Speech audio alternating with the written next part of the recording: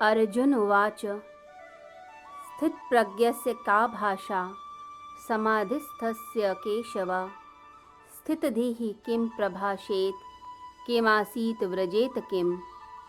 हे केशव, समाधि में स्थित स्थिर बुद्धि वाले पुरुष का क्या लक्षण है? स्थिर बुद्धि पुरुष कैसे बोलता है, कैसे बैठता है, कैसे चलता है?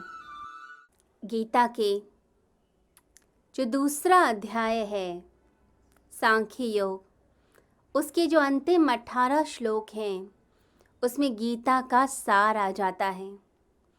स्थित प्रज्ञ के यह जो 18 श्लोक हैं, ये 18 श्लोक उस व्यक्ति का चित्र खींचते हैं जो एक आदर्श व्यक्ति है, आदर्श व्यक्तित्व है।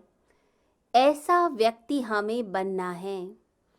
तो इसमें बताया गया है कि ऐसा व्यक्ति जो सांख्य दृष्टि और योग दृष्टि दोनों से ही अपने जीवन को उस शिखर पर लेकर जाता है। ऐसा व्यक्ति कैसे बोलता है, कैसे चलता है, कैसे कार्य करता है, उसकी सोच कैसे होती है, इसके बारे में दर्शाया गया है। तो गीता के जो सांख्य योग के श्लोक हैं 53 श्लोकों तक योग दृष्टि और सांख्य दृष्टि से समझाया गया है, और 54 से 72 श्लोक जो हैं वो स्थित प्रज्ञ के बारे में उसका वर्णन किया गया है। तो ये जो श्लोक हैं ये अद्भुत हैं। महात्मा गांधी नित्य की प्रार्थना में इन श्लोकों को लिया करते थे। इन श्लोकों की जो सीक्वेंसिंग है, क्रमिकता है, जो इनकी लयबद्धता है और जो एनालिसिस है, जो लॉजिकली अपनी बात रखी गई है, ये अद्भुत है। ये हमें सूक्ष्म की तरफ लेकर जाती है, स्थूल से सूक्ष्म की यात्रा कराती है, अंधकार से प्रकाश की ओर लेकर चलती है।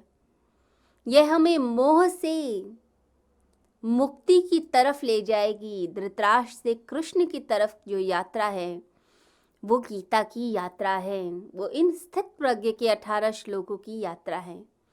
तो शुरुआत होती है प्रथम श्लोक से, जिसमें पूछा जाता है कि मासीत व्रजेत किम, कैसे उठता है, कैसे बोलता है, कैसे चलता है।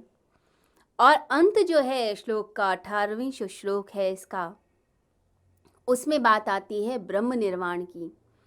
तो शुरुआत हुई स्थूल से और अंत ब्रह्म निर्वाण सूक्ष्म की तरफ।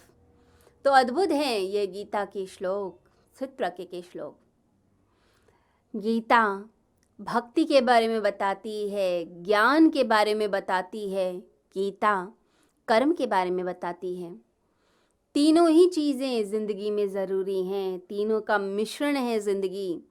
ऐसा ही नहीं हो सकता कि सिर्फ कर्म ही करते रहें, और ये भी नहीं है सब कुछ भक्ति ही हो जाए या ज्ञान ही हो जाए। जीवन में तीनों चीज़ों की ज़रूरत है।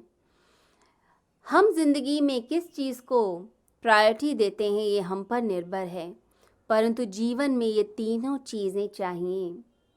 यहाँ पर प्रज्ञा की बात करी गई है। प्रज्ञा सिर्फ बुद्धि नहीं, प्रज्ञा का मतलब होता है धृति और अपने स्वरूप का स्मरण यानी स्मृति। धी यानी बुद्धि। अब बुद्धि तो चोर की भी हो सकती है, बेईमान की भी हो सकती है। तो भगवान कहते हैं सिर्फ बुद्धि ही प्रज्ञा नहीं, धृति भी चाहिए यानी धीरज।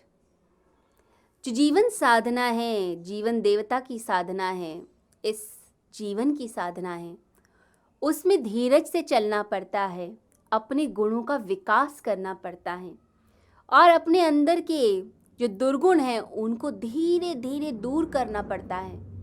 तो उसके लिए धैर्य चाहिए। जैसे कोई व्यक्ति किसी छोटी सी कटोरी से सागर को खाली करना चाहे, बिल्कुल ऐसी ही है ये साधना। धैर्य चाहिए। तो धैर्यवान ही इस साधना को कर सकता है, अन्य कोई नहीं कर पाएगा। साथ ही साथ भगवान कहते हैं स्मृति की आवश्यकता है। आप याद तो रखें कि आप कौन हैं। जब हम भूल जाते हैं हम कौन हैं, तभी हम पाप कर बैठते हैं। हमें पता है हम अच्छे घर से हैं, हमारी एक प्रतिष्ठा है, परंतु कभी कभी अपने स्वरूप का विस्मरण हो जाता है, भूल जाते हैं, तो क्या होता है, कोई भी छोटी सी गलती फिर हमें नीचे पतन की तरफ ले जाती है। एक भूल फिर जिंदगी को नष्ट करती है। तो अपने स्वरूप का स्मरण भी कीजिए। तो प्रज्ञा में धी, धृति और स्मृति तीनों चीज़ें आती हैं। तो भगवान कहते हैं जो स्थित प्रज्ञ है वह प्रज्ञावान है। तो यहाँ इस श्लोक में अर्जुन का प्रश्न आता है कि कैसे बोलता है, कैसे चलता है और कैसे उठता है। तो आगे के श्लोक में भगवान बताते हैं स्थित प्रज्ञ का पहला लक्षण। ओम